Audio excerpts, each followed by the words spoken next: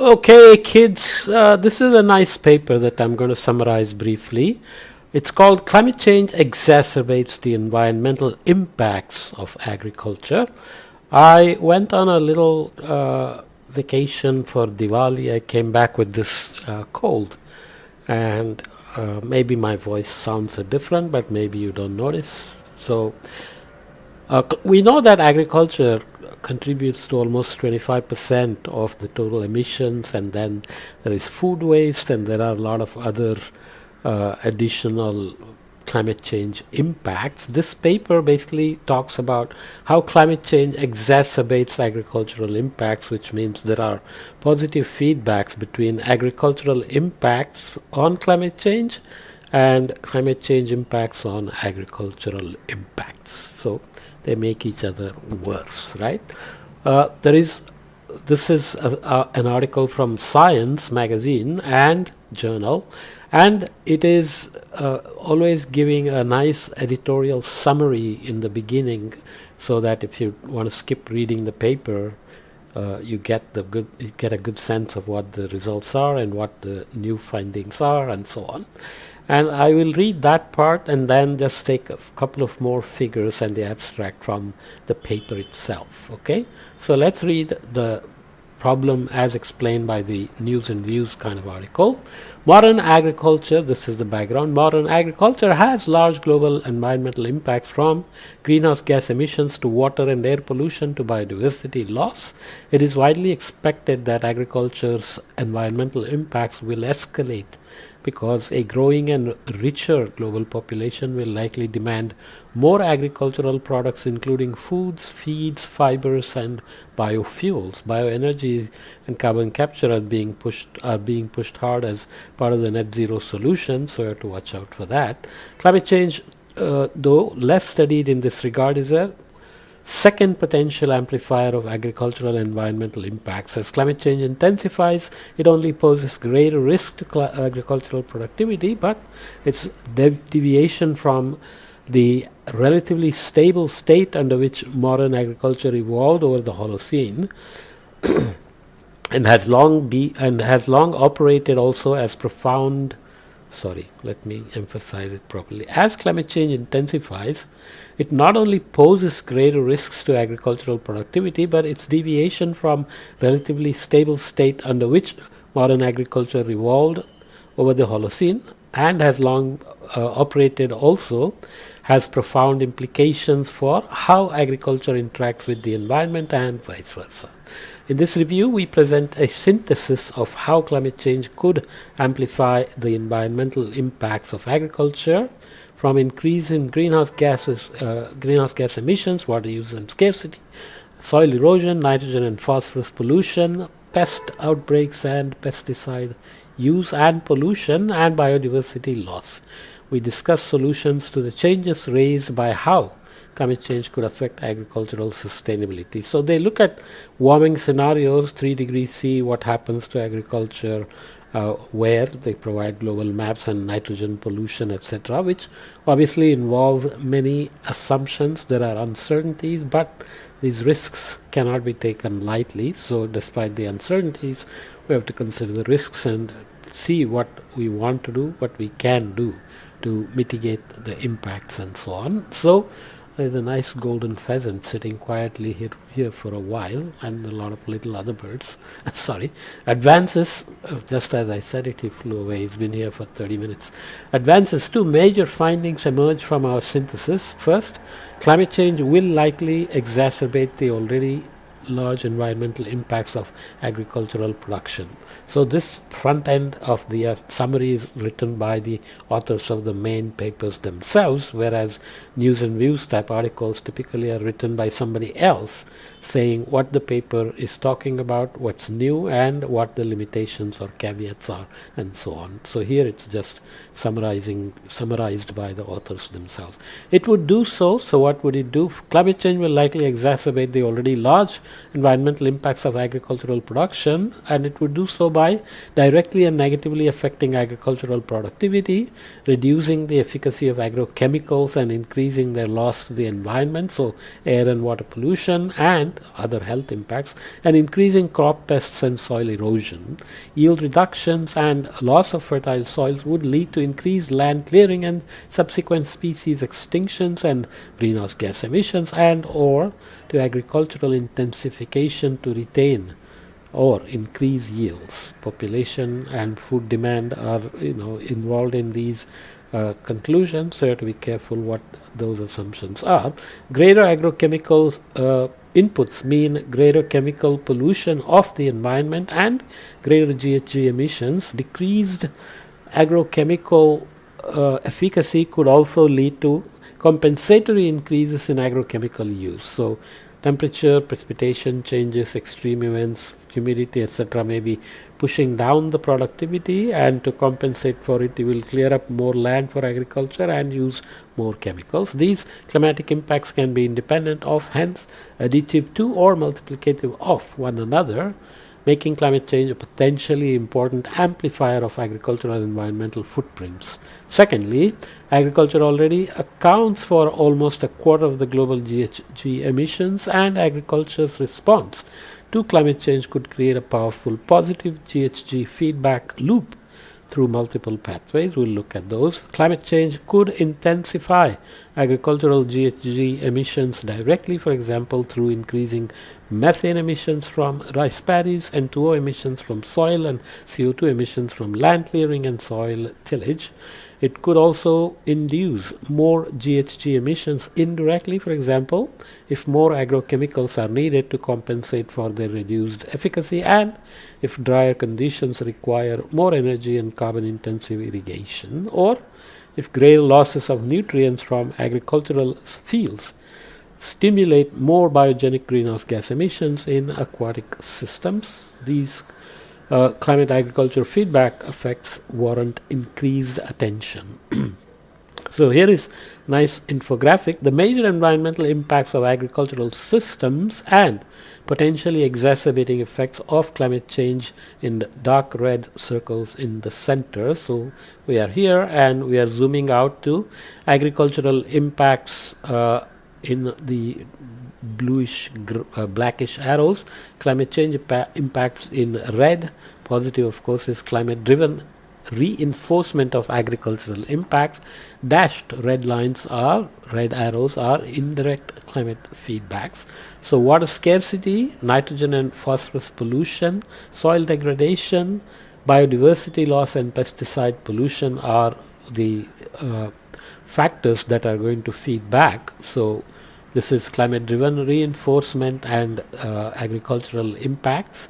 So you can see that each one has positive impacts or increasing impacts, agricultural and environmental impacts on each of these. And inside you have irrigation, nitrogen pollution, nitrogen, phosphorus, potassium, and you have soil degradation because of tillage, land clearing, etc. And you have food production that is going to have feedbacks, and deforestation or biodiversity loss. Okay, so you can see each one has exacerbating impacts on water scarcity, pollution of nutrient pollution, soil degradation, and then there are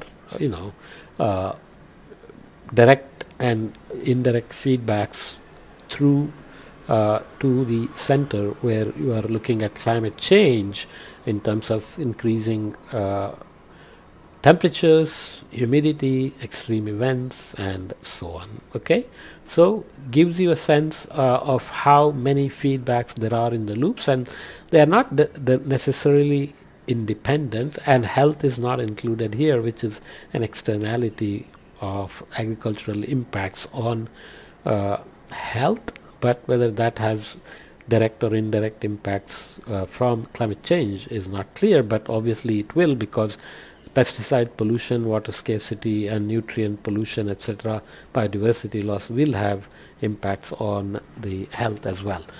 Quickly, outlook of this research: agricultural reliability and sustainability are key of long-term importance are of key long-term importance for human and planetary health. So here health is mentioned. Importance for human and planetary health. Then planetary health, you know what it is, includes all species, not just us.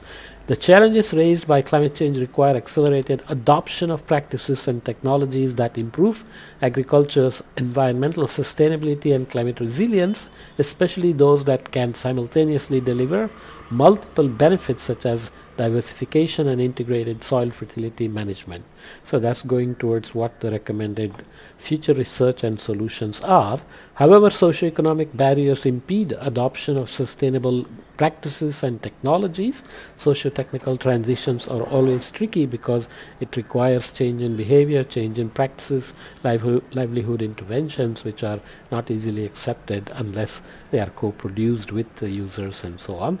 However, socio-economic barriers impede adoption of sustainable practices and technologies for those reasons. Improved context-specific understanding of these barriers is urgently needed, as are innovative policies to overcome them. So research policies, greater investments in the discovery, adaptation and cost reduction of emerging agricultural technologies could help make agriculture more reliable, sustainable and climate resilient, as could the adoption of novel foods and healthier diets that would require far less land, water and chemicals per capita than at present. So there are lab-made meats and so on, which again need a life cycle analysis. Our synthesis also identifies many unanswered questions.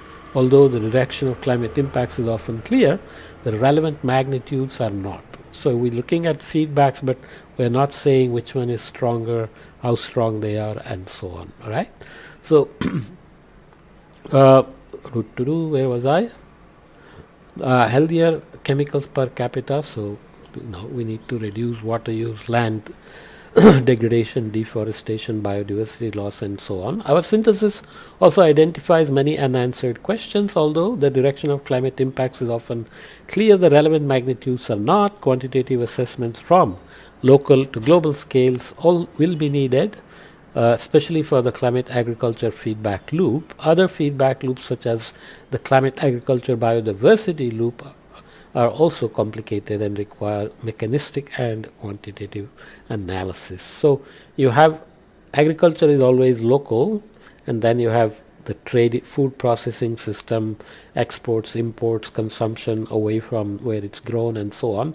For example, you can get fruits and vegetables completely out of season because it's coming from the other hemisphere sometimes, and so on. So there are lots of loops, lots of amplifiers. Finally, agricultural, this is the abstract from the paper. Agriculture's global environmental impacts are widely expected to continue expanding, driven by population and economic growth and dietary changes. So there are assumptions there. This review highlights climate change as an additional amplifier of agriculture's environmental impacts by reducing agricultural productivity, reducing the efficacy of agrochemicals, increasing soil erosion, accelerating the growth and expanding the range of crop diseases and pests, and increasing land clearing. As warming happens and winter arrives late and summer leaves late, some spring arrives early, you increase the chance for diseases and pests. We identify multiple pathways through which climate change intensifies agricultural greenhouse gas emissions, creating a potentially powerful climate change reinforcing feedback loop. The challenges raised by climate change underscore the urgent need to transition to sustainable, climate resilient agricultural systems. So it's not just about reducing impacts from climate change, it's about our own health and meeting our agricultural and food needs.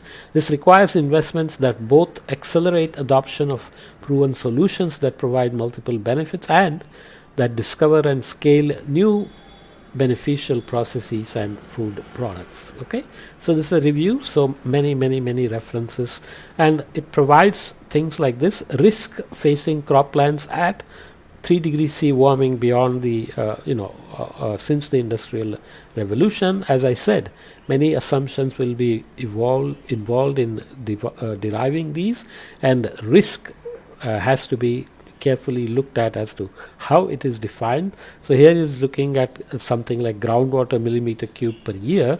The scale of the range is 0 to 50 here to greater than 800 millimeter cube per year. Okay, that's water scarcity. Basically, area expected to be affected by green water scarcity in a 3°C global climate warming scenario.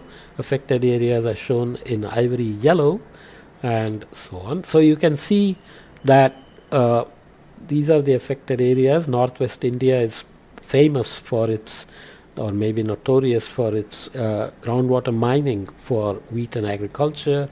People have argued about what the adaptation measures are and so on, and of course there are semi-arid regions also exploiting water. So green water scarcity is basically how the rainfall patterns are going to shift and reduce the total amount of rainfall. So it's a combination of how irrigation is being done and so on. Again, with some assumptions, they end up with potential nitrogen pollution risk being very high in large parts of India. So India and China really light up here, with many regions of Europe, Africa and the breadbasket of the US lighting up as well, and here also in South America. Again, go back and look at how the projections are done and what assumptions are involved about the future and so on. So they are obviously using climate projections to drive their agricultural models. The impacts of climate change on pest pressure,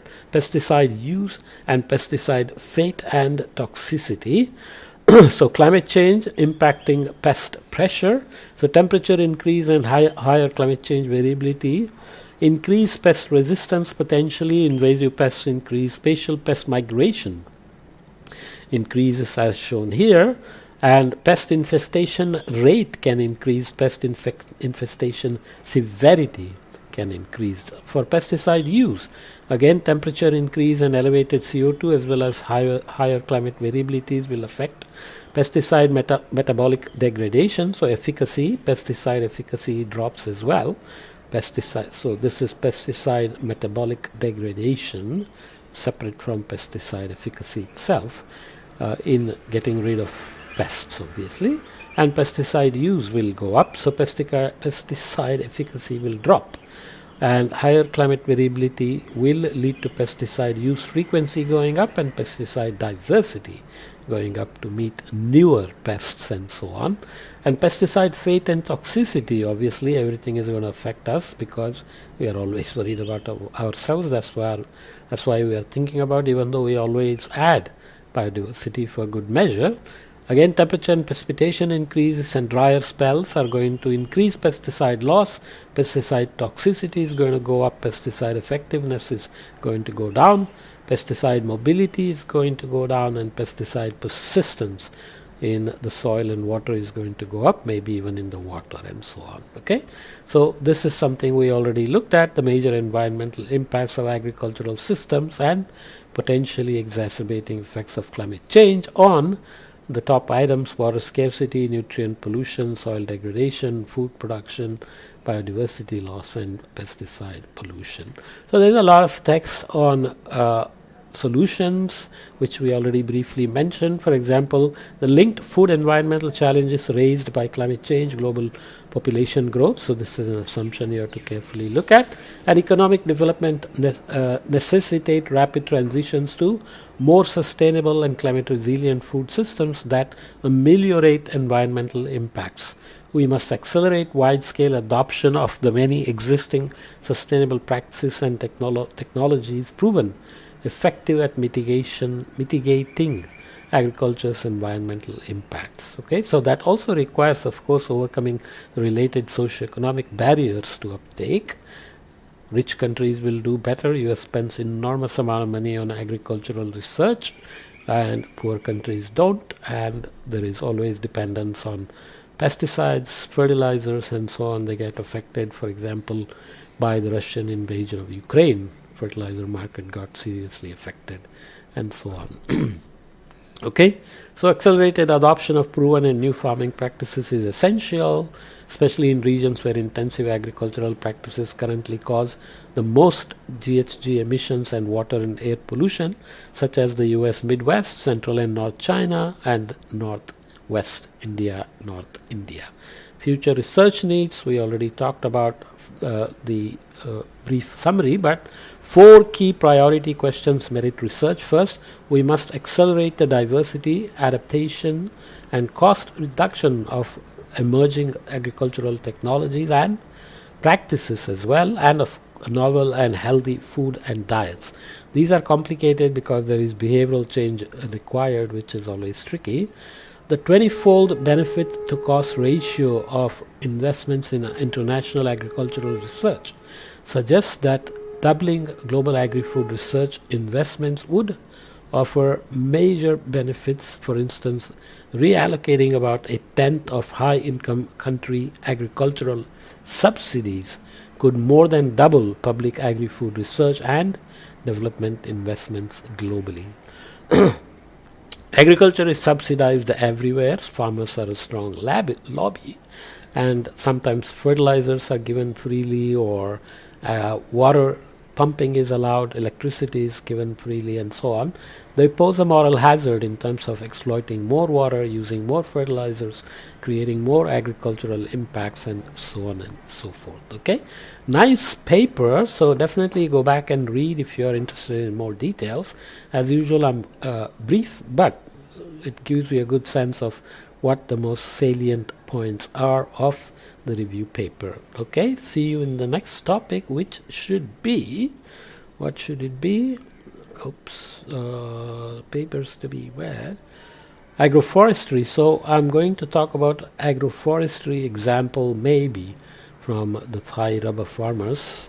I love agroforestry. I talk about it a lot, and I think it's a good way to increase soil carbon, soil moisture persistence, drought resilience, non-rainy season income, and so on, as well as increase crop yield, reduce evaporative losses, and so on and so forth. So maybe we'll come back and discuss that. See you in the next podcast.